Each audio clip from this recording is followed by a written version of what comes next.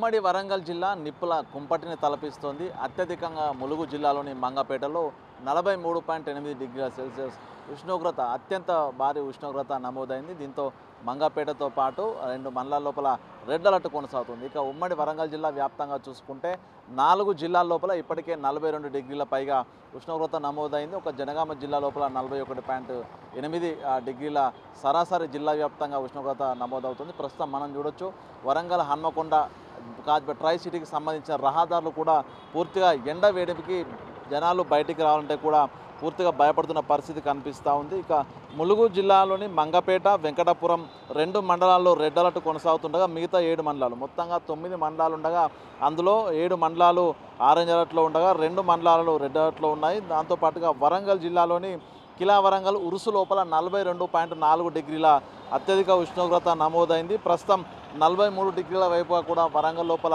ఉష్ణోగ్రత నమోదు కావస్తుంది. దాంతోపాటు గీసుగొండ, సంగెము, నల్లబెల్లి, కిలా వరంగల్ ఈ 4 మండలాల్లో అత్యధిక ఉష్ణోగ్రత నమోదవుతుండడంతో కూడా అధికారులు అప్రమత్తంగా ఉండాలంటూ సూచనలు చేస్తున్నారు. ఇక జయశంకర్ భూపాలపల్లి జిల్లాలోని రేగొండలో 42.9 డిగ్రీల ఉష్ణోగ్రత నమోదైంది. కాటారము, పల్లిమెల, మహదేవ్పూర్, మలహార్రావు, చిట్యాల, ములుగు, మొగుళ్ళపల్లి ఈ 6 మండలాల్లో కూడా అలర్ట్ అయితే కొనసాగుతోంది. ఇక మహబూబాద్ జిల్లా లోపల మరిపెడలో అత్యధికంగా 43 డిగ్రీల ఉష్ణోగ్రత నమోదు కాగా తొర్రూరు, నెల్లికుదురు, దంతాలపల్లి, నరసింహులపేట, కురవి, గార్ల, బయ్యారం, డోర్నకల్ ఈ మండలాల లోపల ఉష్ణోగ్రతలు భారీగా నమోదవుతున్నాయి. ఇక జనగామ జిల్లా లోపల అత్యల్పంగా పాలకుర్తిలో 41.8 డిగ్రీల ఉష్ణోగ్రత నమోదైంది.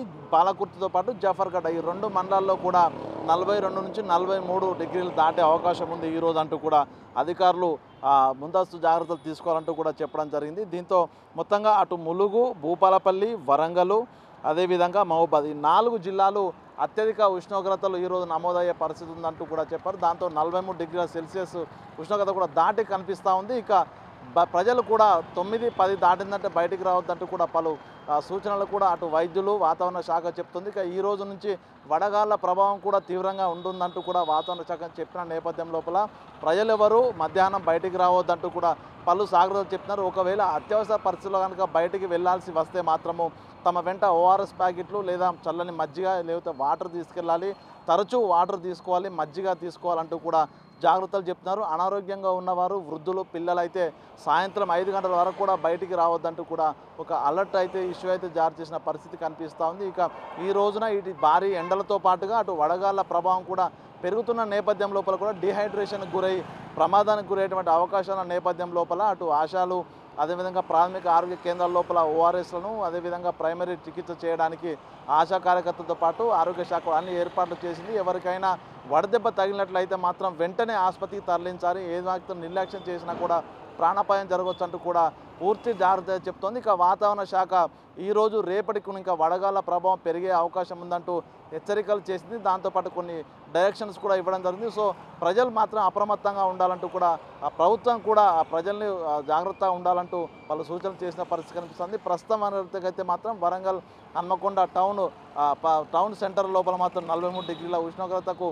ప్రస్తుతమే నమోదవుతున్న నేపథ్యం లోపల ఈ స్థాయి ఉష్ణోగ్రత వస్తే డిహైడ్రేషన్ అయ్యి ఇబ్బందులకు గురై అనారోగ్యం పాలయ్యే అవకాశం ఉండడంతో కూడా ప్రజలు అప్రమత్తంగా ఉండాలంటూ ఒక సూచన చేస్తుంది. ఇది ప్రస్తుతం ఉమ్మడి వరంగల్ జిల్లా వ్యాప్తంగా ఉన్నటువంటి ఎండలకు సంబంధించినటువంటి అప్డేట్. సంతోష్తో వేణు బిగ్ టీవీ వరంగల్.